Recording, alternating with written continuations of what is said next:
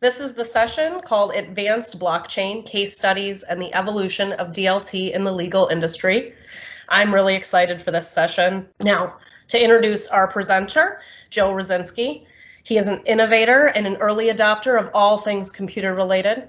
His primary focus is around the future of technology, and he speaks around the world about legal technology, cybersecurity, blockchain, artificial intelligence, cryptocurrency, and drone technology. He writes about the future of technology as it impacts the crossroads of our personal and professional lives, especially in the legal sector. He also co-hosts a podcast with a tech focus, serves as a mentor with the Columbia IBM Blockchain Accelerator, is a cybersecurity committee member at the University of South Florida, and is a presidential committee appointee to the American Bar Association's Center for Innovation Governing Council.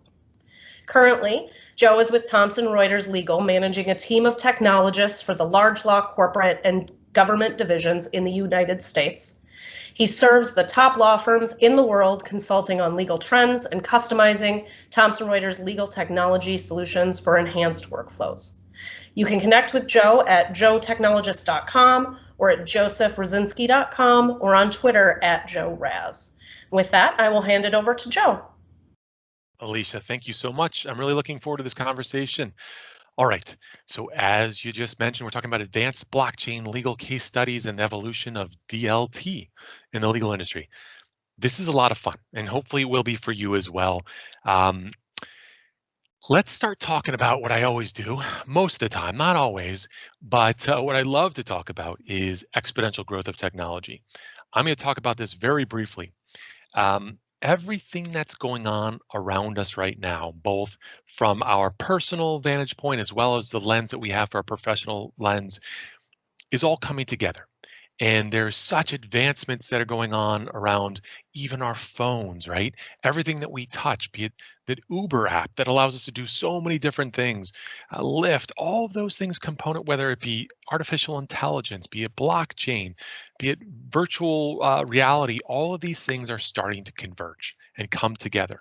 So to help crystallize that, what I sometimes like to do in the very beginning is throw out some tangents to help us focus on, all right, why are we talking about blockchain at this point in time? Why is it even relevant to us? Well, because things like this, and this is tiny little chips. Those are tiny little computer chips, GPS chips. As you can see, that's a finger on the right-hand side. The chips are on the left-hand side. But what the heck is that? Well, it's smart dust. It's GPS-enabled smart dust that allows you to smear this on a car, smear this on an individual, and you could track them. I know, for better or for worse, right? But it gives you the idea of the direction of technology, where it's going, and it helps frame where we're about to talk about some of these things. Two more quick examples. One is this, and I like to bring this one up, so if you've seen it before, I apologize, but I think it's fantastic and frightening at the same time. This was a PhD student at MIT. The device that he has that wraps around his ear and goes up along his chin to his lip actually has 4 sensors in it. Those sensors basically allow him to use his brainwave activity to then communicate with another IoT connected device, such that he was able to sit on the couch, look at his TV. His TV had an IoT connected component to it, and he was able to change the channels using his mind. Did not utter a word, but said, you know what, I want to change the channel to channel 4, and all of a sudden that would come up on the screen. If 2 people have this device, you're at a point of mind reading technology.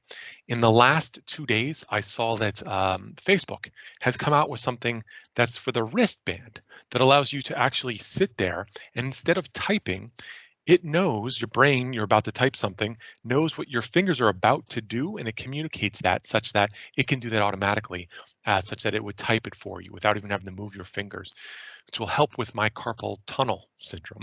So that's the second to last example. The third, and this is out there. NASA decided to take stem cells and grow human brains. So what you see in those dishes, the Petri dishes, are the beginnings of a human brain. They have the brain wave activity of an infant, a newborn. And what did they decide to do with that? Well, they put it into robot spiders. don't know why, and they put them into space. Again, very bizarre stuff, but you're seeing the direction, the push of these technologies into things that we're about to sort of like grapple with. So why are we even talking about some of those things? Well, because when we start to think about blockchain, that was stuff that was cutting edge. People are like, there's no way in let's say 2009, 2010, 2011, there's going to have no relevance whatsoever for the way that I practice today. Now it does. So all those other little things will creep in as well, maybe in realms or maybe in certain practice areas, but you get the idea. So why are we even talking about blockchain? Well, because the state of the industry says the relevance of blockchain is taking off. So this is something that comes from Deloitte. In 2018, 2019, they did a survey, and they basically spoke with various organizations, law firms, corporations of all sizes, and said, is this really going to do anything? Are you excited about this? Do you see the importance of this? And they all shifted after, let's say, 2016 or 17 and said, yes, actually, this is something that will impact the way we work, the way we interact with our clients, our customers. All of these things start to converge. So yes, it's becoming far more relevant. And to take that out to another step, basically, we're talking about the Global Executive Survey on Blockchain by Deloitte. And in this instance, we're talking about 84% believe that blockchain will achieve mainstream. I could say, yes, we're there already. 84% will also see that they're actively going to be involved in this space. And then 69% think, how will this change the way we work? Well, it could impact the way that we do our record keeping at a bare minimum. So those are some spaces to keep an eye on. And then, of course, seeing a real use case for this within blockchain too. All right. For those of you that are familiar with blockchain, understand all the idiosyncrasies around that, I beg your indulgence as we speak to the components around it at first, level setting on what it is, and then we'll get into the sort of 2.0 version of where we're starting to see it really take off in many different industries. So first and foremost, where in the world did this come from?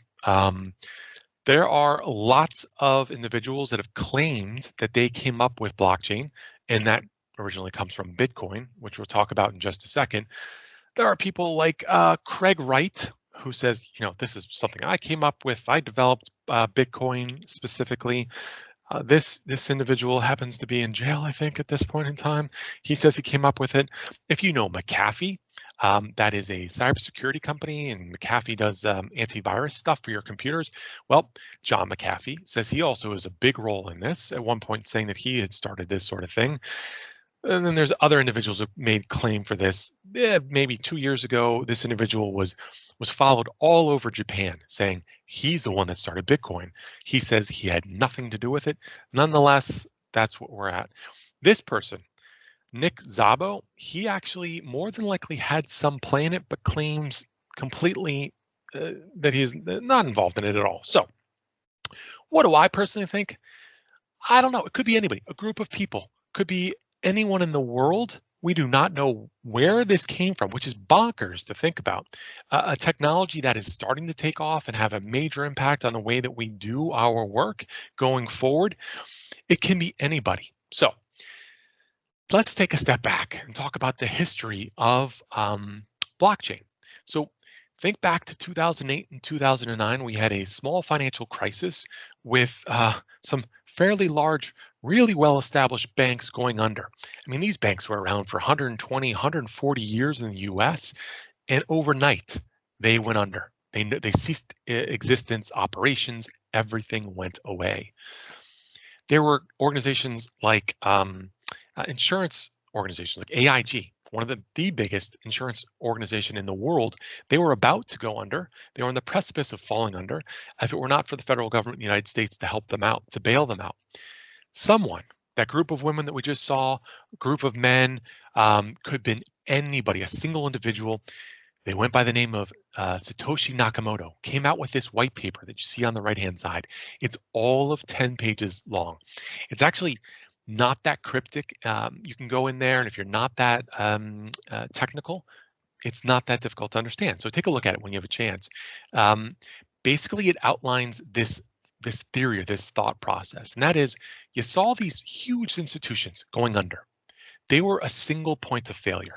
When they went under, the ripple effects that happened across the United States and then eventually across the global world, the globe, you start to see all of these things come together. And they're like, this is not something that makes sense. Let's propose something totally different. And that proposal is this. The basic idea behind all of this is that you have a decentralized model. That decentralized model means that in the Bitcoin example, there are 10,000 computers around the world, let's say, that are all running the same software. And that those computers have to, at mass, together, decide that something happens. And this is fundamentally different than anything we've ever seen before. It's usually one entity saying yes or no. But now you have a group, it's peer-to-peer. So it's me interacting with a computer. Such that if I wanted to send Alicia 1 Bitcoin, if I had it, I could do so. So I have a digital address. She has a digital address. She sends me that address. And if I had that in my account, I could then send it to her.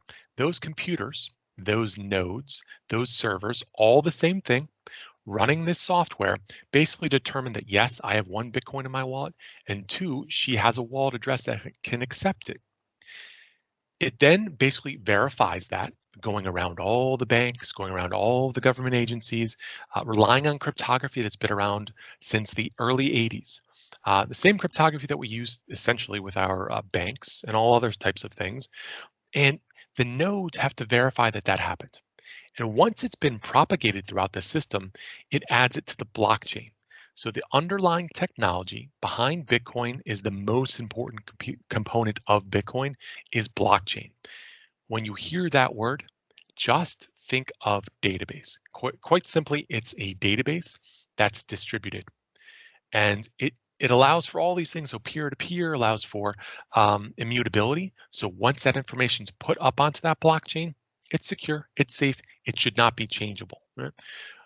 For better or for worse, right? Because if you have something that's locked in there and you can't change it, or if there was a mistake, well, there's a lot of groups of people that are working on this types of solutions to these issues. So fundamentally, that's what we're talking about when we get to blockchain. It's a database that's distributed that has all these great properties off to the left-hand side that make things far more efficient as you go forward. So this outlines essentially what I just described: me sending money to Alicia and it going out to the nodes, to those computers. They're verifying it. They're then propagating it to make sure that all the computers agree to this. And then they're saving it. They're adding it to the blockchain. And the blockchain is a ledger, just like we were talking about a database or a ledger that has every single transaction that's ever existed, timestamps it, who sent it, who received it, how much was on it, the date, and some other bits of information. But that's the most important thing. And then it saves it to that database. So where do we go from here? This is where it gets interesting. Well, let's quickly talk about a mini educational break around encryption, because encryption, though we see it and hear about it all day long, is a core component to this. So where did encryption come from? Well, of all places, it started with Caesar, Julius Caesar, and they call it the Caesar cipher. And with this, you're talking about Caesar trying to communicate to his general out in the field. And his general is probably 3 months away by horse and buggy or whatever you want to describe it. And so he wants to communicate to that individual. How would he do that? Well, before the general took off into the battle, he actually told the general a bit of information that only the general knows. Nobody else knows this. This is considered the private key. So when we're talking about encryption, there's a public key and there's a private key. Two important concepts just to be aware of. The private key is that special information that only you have and nobody else has. In this instance, Caesar whispered in the ear of that general this: shift back 1 letter. So Caesar is eventually going to send this note that has all these weird letters in it. And what the general is supposed to do is look at each one of those letters, shift back based on the key, and we'll use the alphabet, our alphabet, right? And so eventually, 10 months down the line, Caesar has a brainstorm. He's like, you know what? Let's switch to operations in terms of how we do this. And so he hands off this wax sealed envelope to the person that's gallivanting across the lands to get to his general. And if someone were to knock that person over the head and grab the envelope and open it up, it'd be a bunch of gobbledygook, right? A bunch of letters that you have to try to figure out, and they don't know because it's just a bunch of random letters. That's the public key. That's the information that anybody can look at, but no one's really going to know unless they have that private key. That's the part that decodes it. I know this is very simplistic, but I'm just kind of walking through it. So the letter finally gets out there. It takes whatever number of months to get there. Anybody can see that message. They open it up and they're like, well, I can't read it. Another message finally gets to the general because he sends multiples of these so that he's assured that this gets out there. And the general opens it up. He knows the private key and he reads it. He's like, all right, now I know to shift back by one letter. Now, if I'm shifting back by one letter and I see the S here, go over to the S on the alphabet right here, and I'm shifting back one, it's R, right? So it converts to R. The V converts to U. The O converts to N. And as you can see, it's basically sending them a note and it says run now. So basically retreat. So get out of there as quickly as you can with everybody that you possibly can. That's the idea behind encryption. Encryption clearly through our email, through our bank transactions, and most specifically, as we're talking about blockchain, is a core component to this. So that's private key and public key as it relates to encryption. That was our quick breakaway.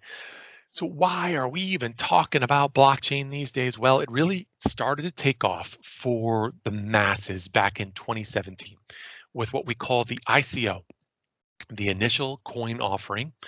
And as you see in this next image, and it's a video, this is a token sale. So before I click the video, because it's probably 50 seconds long, this is the concept. If any one of you here listening had a perfect idea around a legal tech invention that you wanted to come up with, and you wanted to raise money back then, you would come up with the idea, you would write a white paper about it, PDF, right, describing exactly what your intent is, what you want to build. And if you wanted to raise money within a 2-week period, you would go to your website and you would tell people, this is the idea, this is the white paper, read it. Now, donate to us, the organization, Bitcoin or Ethereum, the second biggest of the blockchains out there. Donate a token to us. And in return, we're going to give you 10,000, let's call it Joe coins, for doing that. So you give us some Bitcoin and I'll give you 10,000 Joe tokens. And you're like, all right, what am I going to do with this? This is where it started taking off. So I'll click this. On the bottom, you'll start to see it's going to build. When we're talking about exponential, this is exponential growth. Upper left-hand corner, you start to see how much money is raised in millions. And those are the little groups that are starting to build with smaller and smaller businesses, and they're raising money left and right. People were making cartloads of money, millions, and then it became billions of dollars based on these ideas because people were donating money and they were getting the tokens. Then they would take these tokens, almost like shares, but they are not, over to these brokerage houses, which are not, they're exchanges. And that's where 10 cents would go up to $10 for every token, every pseudo share. And it would blow up. And so money started to become just voluminous and off the charts, as you could see this growing. And so we're at a point that changed the dynamic. People were able to say, oh my gosh, this is a model that leveraged the blockchain that enabled people to raise money very quickly. And so eyes opened, people took notice, the industry took notice, the SEC took notice, as well as many other different agencies in the United States and abroad. And so we'll get into some of that in a second, but this was the first monumental moment moving into this space. What it led to, and this is a little bit older because it changes so quickly, to upwards of 10,000 cryptocurrencies right now. So there's 10,000 roughly cryptocurrencies out there. This is the top 10. Each one of these is either it's a business, it's an organization, or it's a currency. They're doing different things for different intents, but they've raised lots of money because they have a token or a currency and they have a value that ebbs and flows. It goes up tremendously and then it crashes. So that previous slide, that all went up beyond, and then it crashed. Now it's up higher than it was before for the most part.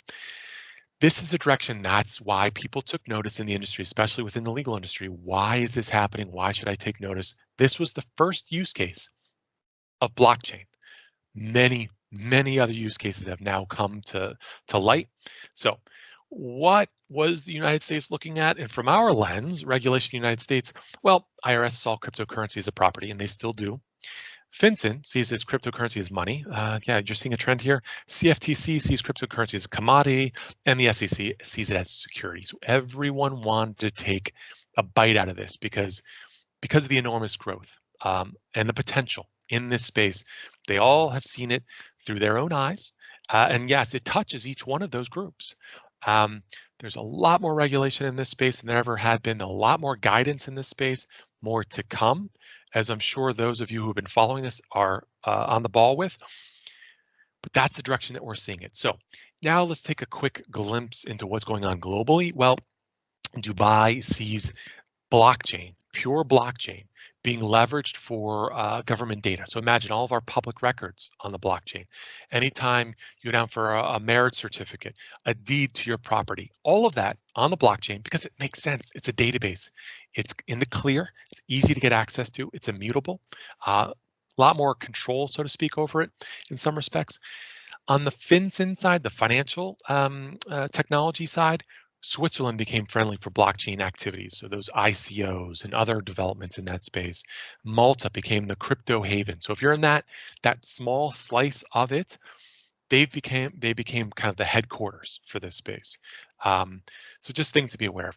China is developing their own sort of cryptocurrency. They call it central banking digital currency. So those are with the idea, and we'll get into this in the not too distant future. Every government agency around the world issuing their own native currency on the blockchain. Lots of benefits to that, some concerns as well, which we can talk about in just a little bit. So the current state of blockchain in 2.0. Well, blockchain 1.0 to 2.0. Let's describe what 1.0 looked like really quickly.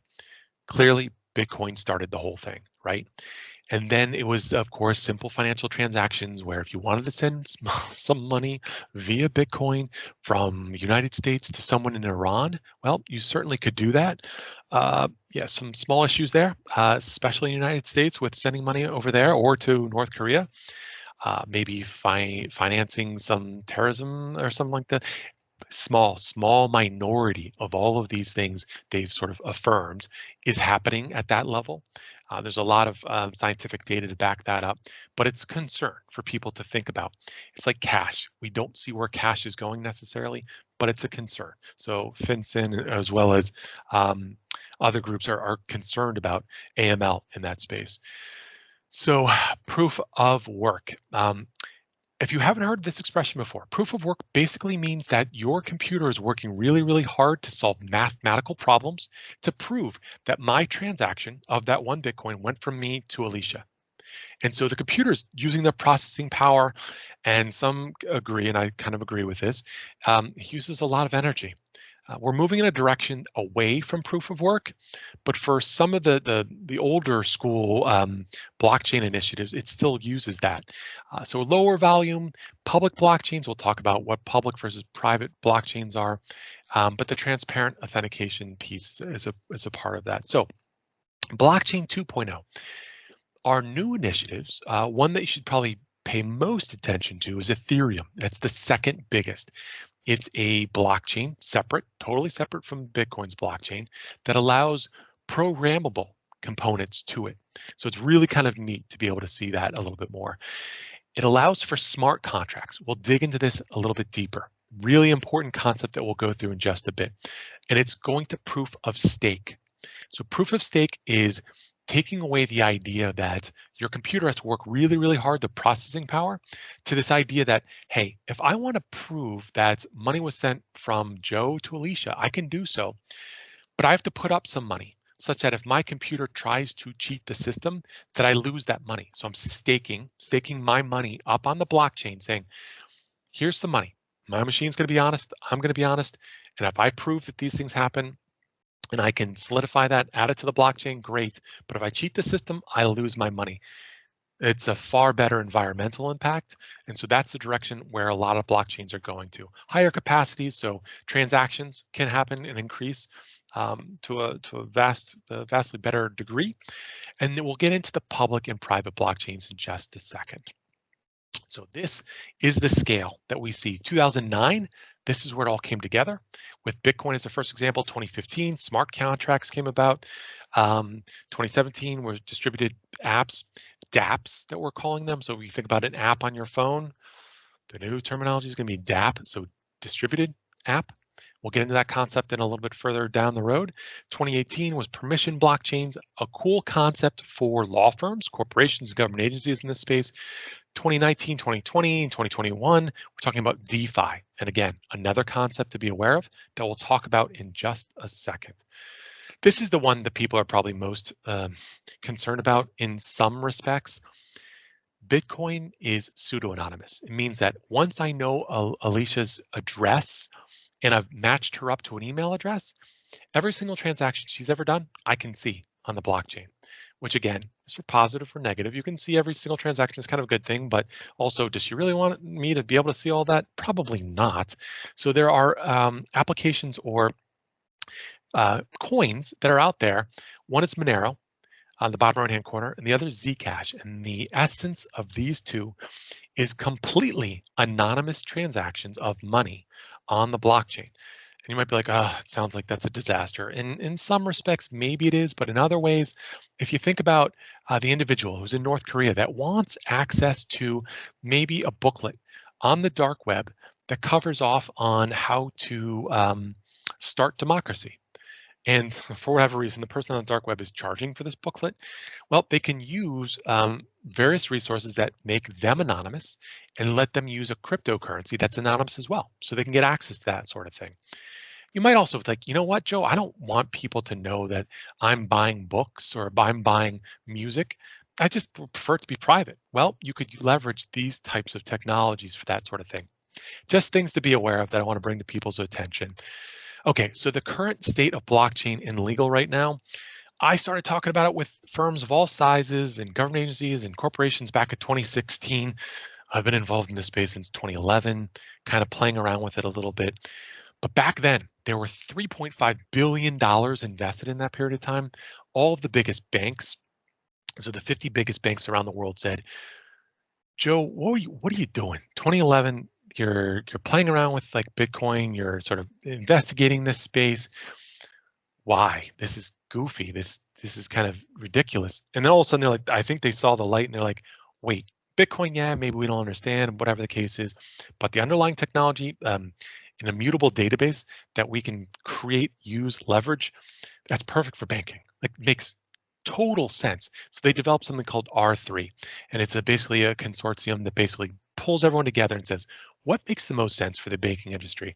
How could we be disrupted? And so they've started to play around in that space. 2017 for law firms was the year of the pilot. So I saw law firms accepting Bitcoin, which was like kind of bizarre. I met with a few firms in DC, Washington, DC, talking about this. And they did that for two reasons. One, to help their attorneys understand what it is to accept the coins. I say there's a digital wallet that you get, but it's very different than a digital wallet you might have for your Bank of America or whatever Capital One account that you have, because you're responsible for that private key and the public key, right? So it's a totally different thing that you have to wrap your heads around. So it was a way for those firms to teach their attorneys what the future is going to look like and what we're all going to be dealing with in our digital wallets on our phones or on our computers. They also developed practice areas for blockchain. They've been consulting with firms, with universities in that space, and it was a year of that ICO, that initial coin offering. Other areas, 2018, much more real use cases for this. There were attorneys coming to me saying, hey, do I need to code? You don't need to learn how to code, like, computer code stuff. It helps some of them. Some attorneys went down that road and they learned Solidity on that, which is Ethereum's programming language. And they've become really adept at this to help with their clients and understanding the field a lot more. A lot of consortia came out, so the Global Legal Blockchain Consortium, as well as Consensus and Accord Project, all of these things started popping up, and you're starting to see more and more things. What we're talking about is a period of growth that will touch many different practice areas. And so we'll get into that in the not too distant future here, but a lot of growth in this space, clearly. So current use cases. Now, in 2015, we saw businesses realizing that this was something that could be outside of Bitcoin. That was a big deal. But what did that look like? Well, you may have seen Ripple in the news. They have some small issues with the SEC right now because in raising their funds, remember that ICO thing where people went to their website and they donated a Bitcoin and they got tons of Ripple in exchange for it. Well, yeah, they had this expectation of the Howey test, which we can go offline, certainly talk about. But it was the expectation that when people invested in it, they were going to make money, which meant that it was a security. Anybody involved in that space knows that better than I do. But yes, Ethereum came out in 2015, big deal. Corda, so many banks started getting involved with the R3, Interledger. Hyperledger came out. IBM was like, wow, there's a lot of use cases for this. Let's jump into it. And they did. And then JP Morgan was like, yes, we all need to really deeply consider this ourselves because this is a disruptor. And so they also got involved in it. As you can tell, there are a myriad of different use cases. If you go around this entire, around the clock, so to speak, if there isn't something that touches your specific area of expertise, I would be shocked. Over the next several years, if you haven't already heard about people touching this in your clients, they will. Certainly on the transactional side, definitely on the litigation side, because it'll creep into litigation. It's already starting to across the board. But that just touches the beginning of where we're going with blockchain and use cases. I want to break down two components that I think are important because some people are like, well, if I'm recording something to a blockchain, then everyone can see it. Does that make sense? No, there's generally two separate ways of looking at this. One's permissionless, that's one expression.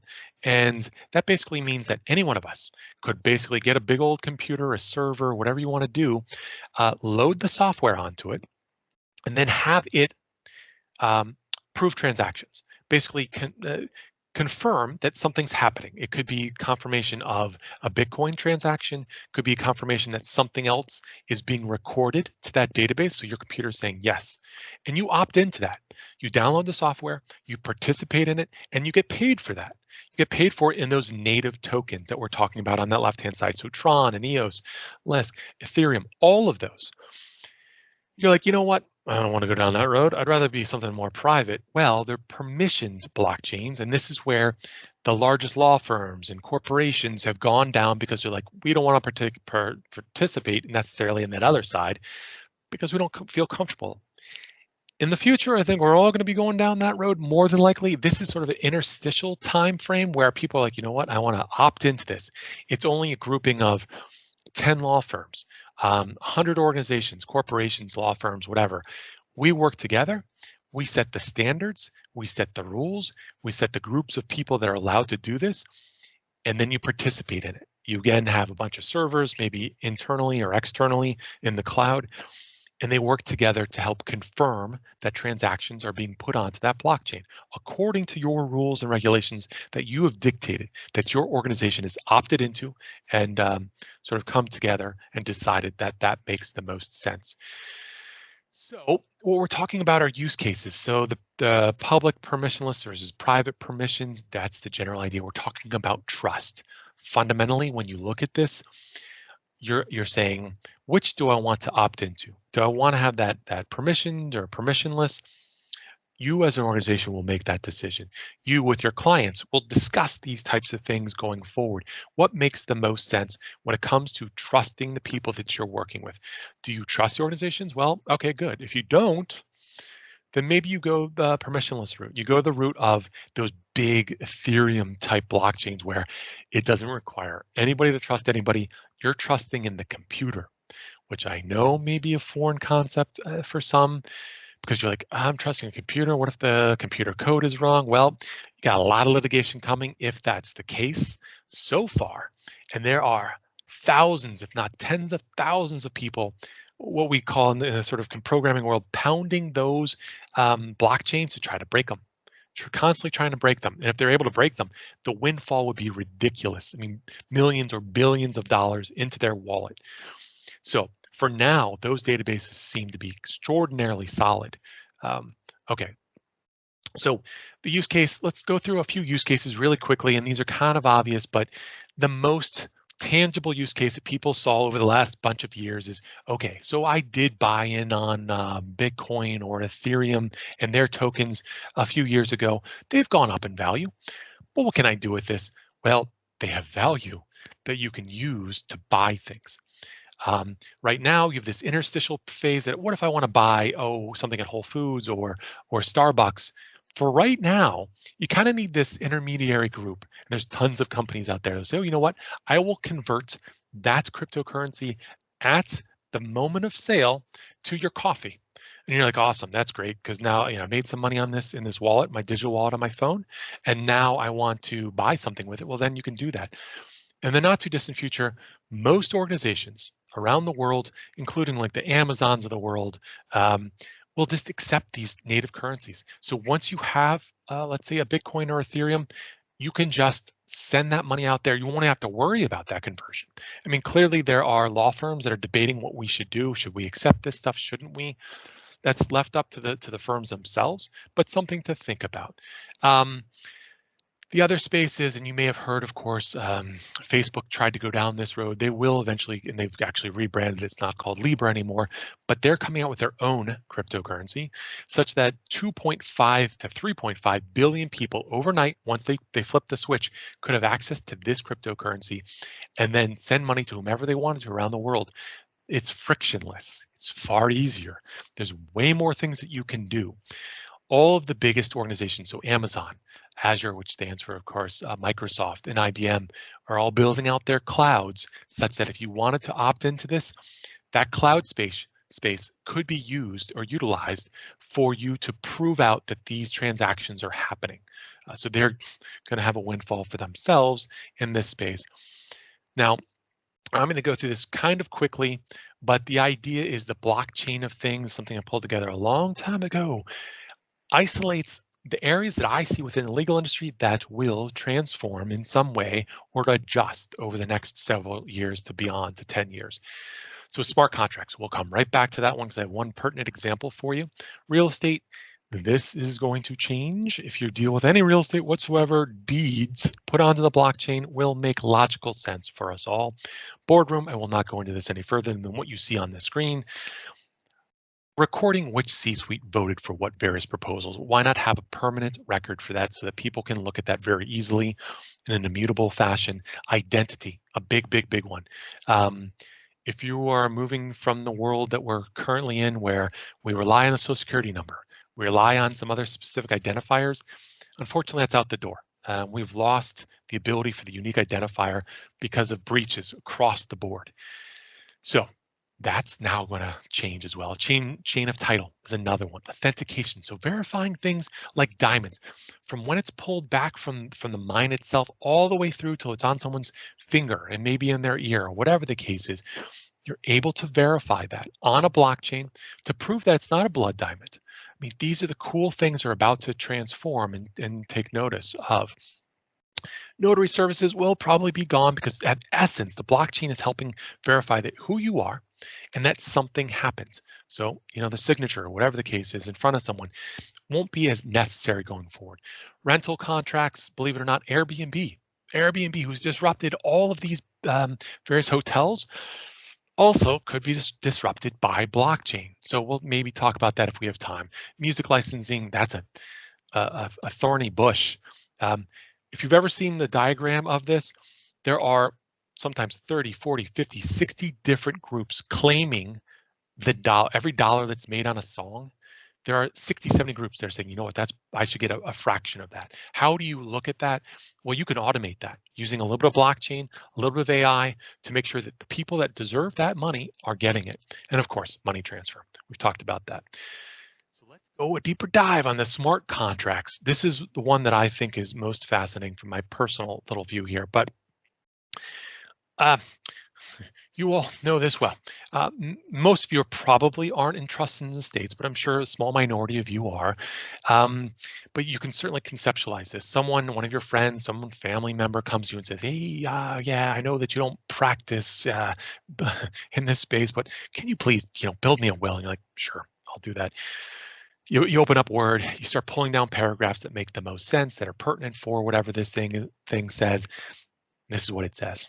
It says, upon the parent's death, they have two kids, kid A, kid B. Both kids have to be married in order for them to split the estate 50%, 50-50. If one kid is married and one is not, the kid that's married gets 100% of the estate. The kid that's not married gets zilch. Preposterous, I know, but whatever. The parents are really into this sort of thing. So what you do is you go about this, you're writing it up and you put it in the PDF, you get it notarized, and you're good to go, right? This is where it changes. It's then put into a computer and it's codified. Now, I'm not expecting you to go through the code at all. I'll walk you through it and tell me if this makes sense to you. So it's codified. The computer now says it's on the blockchain, it's secure, it's safe. And fundamentally, what it does is it looks for the parameters that are sort of contingent, right? And so it says every day, the computer goes out to a database that says, whether someone's alive or not. Maybe it's the SSA, Social Security Administration, maybe it's Thomson Reuters, public records, whatever the case is. It goes and checks every day. Finally comes back and says, both are passed. Heartless. It goes on to its next task, and the next task says, let's verify that both kids are married. Again, makes an API call, computer to computer call, finds out that whether or not both people are married. In this instance, one kid is married and one is not. And for the sake of argument here, all the assets are liquid, and then the computer sends all of that information, all of the money, the financial assets to the kid that is married. This is a smart contract using the blockchain, a little bit of code on the blockchain that does if-then statements. These types of contracts, if you haven't seen them already, are coming. And they're an important component of blockchain and the growth that we're about to see, and absolute phenomenal growth that we're about to see. So here's a quick example. I was at our Thomson Reuters, these Boston labs. They're really cool places where they dream up ideas, they connect with startups, all sorts of fun stuff. So a farmer came in.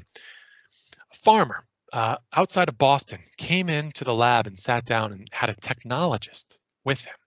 And he said, I'm a farmer, I grow tomatoes, but I want to use technology. And we're like, what are you planning on doing? Well, I want to put my tomatoes on the blockchain. And we're like, okay, so how does that look?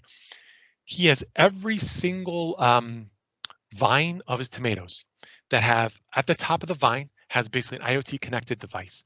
And every time someone pulls off the tomatoes at a certain time or date, they put it into a bucket. That bucket also has an IoT connected device. All that information is being saved to the blockchain. When it was picked, the temperature, the time, all of that information is put in there. Then as it goes to shipment, so then it gets sent to you. The distributors that get a hold of just a tomato, it goes through like 10 or 15 different hands. Passed, next person. Ultimately, it shows up at your salad shop, right? That we all used to go to. We show up at the salad shop. That salad shop knows when it was picked, from where it was picked, and God forbid there was some foodborne allergy or issue with it. They can go back in time and say within 6 minutes that it was picked from this farm, it was along the temperature at this entire time was at or below where it was supposed to be. And they could track that in 6 minutes. Right now, it takes 7 days to try to find where potentially that tomato could have made people sick along that path. That's using blockchain technology. So farmers using blockchain, using IoT connected devices can track tomatoes back to the beginning. All of these things are starting to come together. Smart contracts are being used by farmers all over the place, all over the world. This is Alice. She lives in a certain country in Africa, and she's using sustenance for her family, but she's also taking the extra parts of her crops and selling it. The problem is she's subject to tons of issues with weather and drought and all sorts of things. So she's opting into committing to a contract using the smart contract on her smartphone with all the other croppers around her area, all the other people around her. And so they're all opting in together for insurance. And they're leveraging satellites that go over her territory every single day, her land every single day. And they're looking for changes. They're looking for temperature changes as well. And all of a sudden it says, oh, geez, they're all going through a drought. And so automatically, based on the dollar that she may have put in or equivalently dollar that she paid into this insurance, she's able to get paid out on that because she worked with everyone in her community and there was a drought. And so these are the types of smart contracts that are kicking in using a little bit of code, the contract itself that you all would be familiar with, and then put onto the blockchain. So all this stuff starts to come together. Let's say there is a dispute. And so she's opting into this thing. She's got a dispute, but she's entering into her phone and she's made an agreement with her provider of seeds and it's registered to the blockchain. Well, there's a problem. The seeds stink, right? They don't grow. So what's going on here? So she registers that dispute using these systems of online dispute resolution. And there's arbitrators involved saying, hey, let's take a look at this. We'll make sure that who's in the right on this sort of thing. So they present the evidence, both parties present their evidence.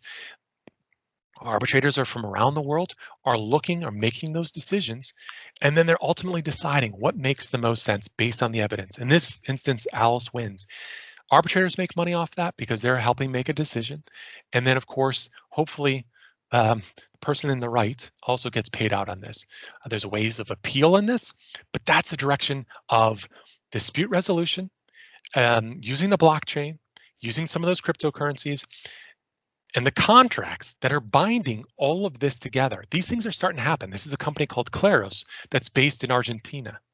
Really kind of cool stuff. So we're moving in the direction of tokenization of all assets. That means anything and everything that you possibly could own, be it a real estate piece of property, currency, clearly, commodities, stocks, bonds, pictures, paintings, all of that stuff can be represented by a digital token online that allows you to easily transfer that from me to Alicia. Once she's put money in escrow, boom, I can send off that thing almost like an email that says, here's the attachment, here's the token, here you go. And then it goes into her digital wallet, and then she is all set. So digital identity and self-sovereign identity is a component of some of this. What we're talking about here is ownership of those private keys in your digital wallet that allows you to then work with known entities like the issuer of your identity will be probably our federal government. So in the future, instead of using our social security number, the Department of Homeland Security may, in the not too distant future, issue you your private key and your public key, goes into your digital wallet. So you have that. At the same time, they're sending the registrar that you exist onto the blockchain so that when you show up to, I don't know, to a bar and you want to prove who you are, and all the bouncer needs to know is that you're above 21 years old, but instead normally you show them your ID and it has like your eye color and your age, your weight, all of that information and your full address. They don't need to know any of that stuff. You'd be able to show them a QR code and they scan it and says yes or no. So it's verified, it's issued by our federal government. This is a direction of a lot of these blockchain solutions that will move us in the right direction. I'll spend 10 seconds on this because you can take a look at it. Insurance with smart contracts. If you bought a ticket, it didn't work, or you expired, or you missed your flight, that's going to be issued by blockchain in the not too distant future. The auto industry or any supply chain that you can ever think about, when you're talking about supply chain, that is the perfect thing for blockchain. Let's say you're shipping something overseas from China to the United States. It's supposed to go to San Francisco or Long Beach or something in California. You can use the shipment crates on top of that particular ship. You know when it's been put on there using IoT connected devices. You know where it is at various moments in time using GPS. It's crossed certain latitudes and longitudes. It then sends money out to people saying, hey, it's met this requirement at this point in time, all using blockchain, all using these smart contracts as a component of it. Supply chain, like I was telling you about before, IBM is in this space. De Beers, the sort of pseudo monopoly when it comes to diamonds, they're in that space. Consensus, which is a company building out blockchain solutions, is also doing this. So I sort of mentioned this already, but port security is a big component of this. You get the idea of, well, I'm securing this, and in this instance, it's United States government saying, all right, we want to make sure that these aren't fake. So you're basically taking things and you're able to secure that using IoT connected devices, making sure that when something was issued, that it's put onto the blockchain, it's secure, it's safe, it's represented properly. In the VAT example, so the value added tax, which luckily, I don't think we see that much here in the United States, but you certainly see that in Europe. It's the idea that with blockchain at the point of sale, governments will now be able to take their share of that money immediately, rather than, the Amazon of the world collecting that and then whatever quarterly or monthly or daily, whenever they have to send that off to the government, they do so. You can collect that at the point of sale. So you can go through this, you have your digital wallet, it knows who you are, it knows how much money you have in there.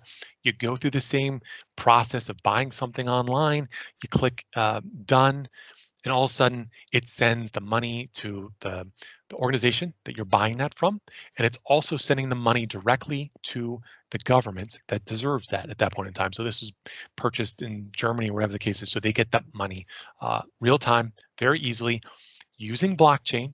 So it's secure, it's safe, and it's easy. So I spoke about this, and I know we're kind of short on time here, but this one I find absolutely fascinating. One of the original bills that came out post beginning of the pandemic had some language in there. It didn't get passed. This part did not get passed, around a digital dollar. So when I was talking about these digital currencies that are going to be coming out from the central banks, so I guess we call them central CBDC, so central bank digital currencies, it's the idea that we're going to have a digital dollar in the not too distant future. What does that look like? Well, what does it mean? It means that with those stimulus packages that people got, so what was it, 1,400 or whatever it was this past time, it could have bypassed the banks, so that if they issued this digital dollar, they could have been sent directly from the Fed bank directly to you in your digital wallet. And the difference here is that it's a Fed account. If you have ever worked with any of the banks before, they've all been issued this Fed account. Basically, it's a line item, basically says that every bank has a specific account that goes from the Fed account to us, or to the bank itself. And in this instance, you're basically talking about an individual getting that same sort of nomenclature, that same identifier, and it's being sent to them. So oddly enough, it would bypass the banks in that instance. And then what could you do with that? Well, you could then send that to other people. It's a whole new world of thinking about this, a new world order, so to speak. So it's a digital wallet. It's your own money going in there. It's coming. It's only a matter of time. China's well down the road of this.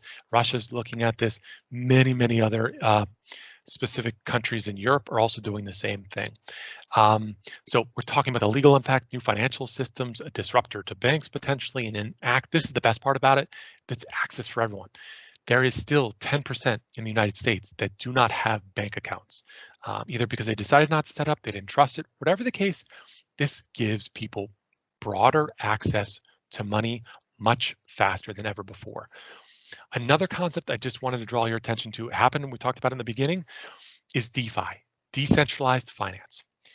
Think about every component of our financial system, every component. All of that is going to be transformed. You can hold me to this in the next 10 years. Will be transformed in leveraging blockchain in some way. All the solutions you see on the right-hand side here, in investment, there's these new pop-ups. Think about it almost like the dot-com era. All these startups here are leveraging blockchain in one way, coming up with new concepts, taking our traditional ways of doing things and reinventing them using this. It's faster, it's more efficient in general. It's faster, more efficient, and hopefully better for everyone. Talking about know your customer, KYC, AML, hopefully better situation. Wallets, your digital wallet, again, different than the wallets you have for your banks right now, is equivalent to the email.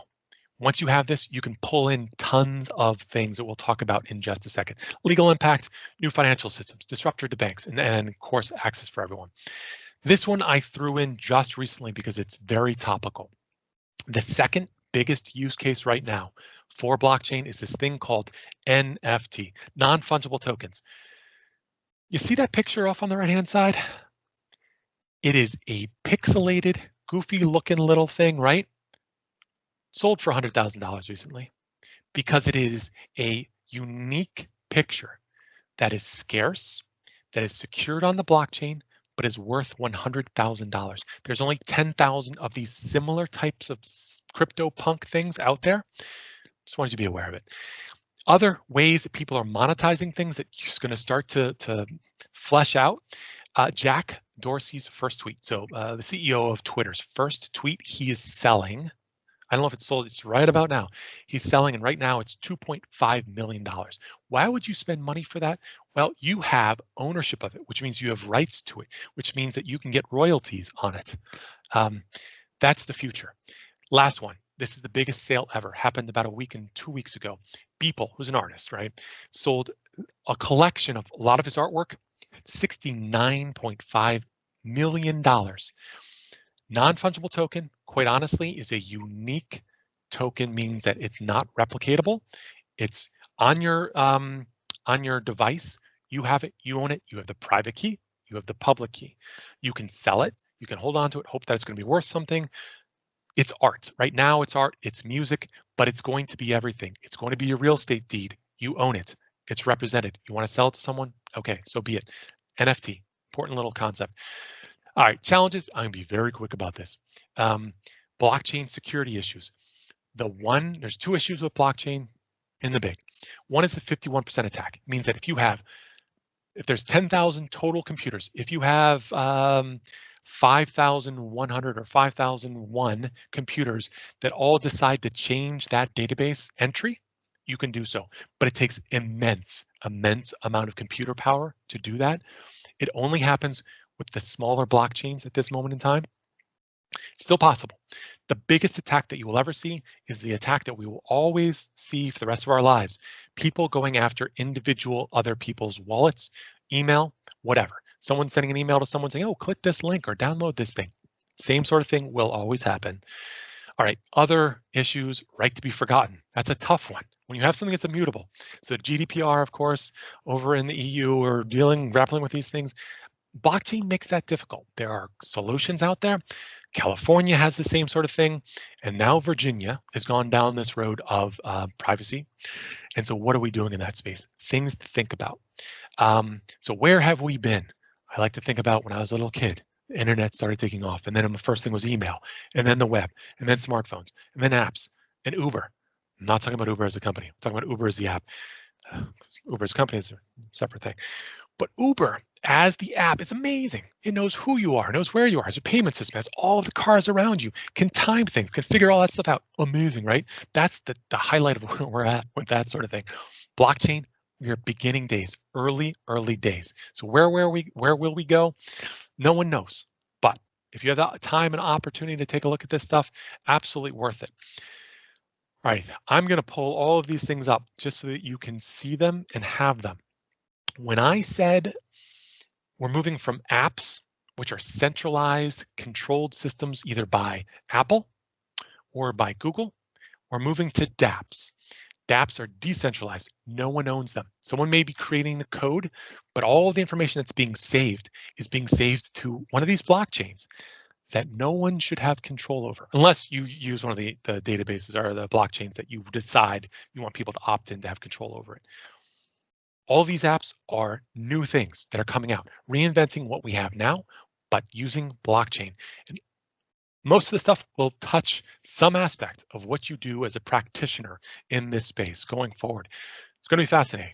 Okay, I think we are hopefully right on time here. If you have questions, feel free, as always, to reach out to me. There's a few little spots that you can do so here. And then on the final page, you can also take a gander at some contact information in the bottom left-hand corner. But I was very happy to go through this with you. I know it's a lot of information. Feel free to pause that as you're able to. But certainly happy to take any more questions going forward. Thank you.